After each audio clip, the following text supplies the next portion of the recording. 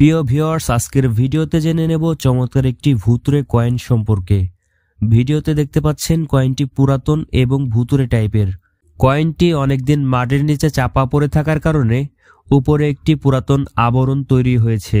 ভিডিওটি শুরু করার আগে আপনাদের একটা কথা বলে রাখি, আপনারা যদি কোনো পুরাতন কয়েন কুড়িয়ে পেয়ে থাকেন তাহলে সেটা পরিষ্কার করার চেষ্টা করবেন না, কারণ কয়েনগুলো পরিষ্কার করতে গিয়ে অনেক সময় কয়েনগুলোর কন্ডিশন নষ্ট হয়ে যায়। তাই কয়েনগুলো যেভাবে কুড়িয়ে পাবেন ওভাবে রেখে দেওয়ার চেষ্টা করবেন এবং অপরিষ্কার কয়েনগুলোর গুরুত্ব কালেক্টরদের কাছে অনেক বেশি হয়ে থাকে, তাই কয়েনগুলো যেভাবে পাবেন ওভাবেই রেখে দেবেন।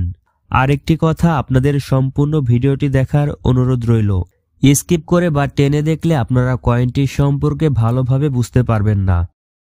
কয়েনটিতে দেখতে পাবেন মাঝে একটি মানুষের প্রতিকৃতি, যেটি দেখতে অনেকটা ভ্যাম্পায়ারের মতো এবং ভয়ঙ্কর টাইপের, এবং সাইডে দেখতে পাচ্ছেন ছোট করে লেখা 1986, অর্থাৎ কয়েনটি 1986 সালে তৈরি করা হয়েছে এবং তার উপরে লেখা 1S অর্থাৎ $1, তার মানে বোঝা গেল এটি একটি $1 কয়েন।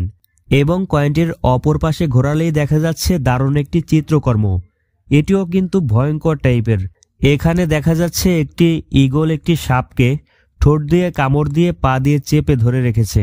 জানি না কয়েনটির মডেল এভাবে তৈরি করা হয়েছে কেন, কিন্তু এটি খুবই অদ্ভুত টাইপের একটি কয়েন। কয়েনটির ওজন মোটামুটি 6 গ্রামের মতো। আপনারা যারা কালেক্টর আছেন চমৎকার এই কয়েনটি সংগ্রহ করতে পারেন।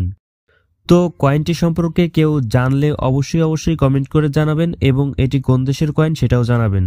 তো এই ছিল আজকের ছোট্ট ভিডিও।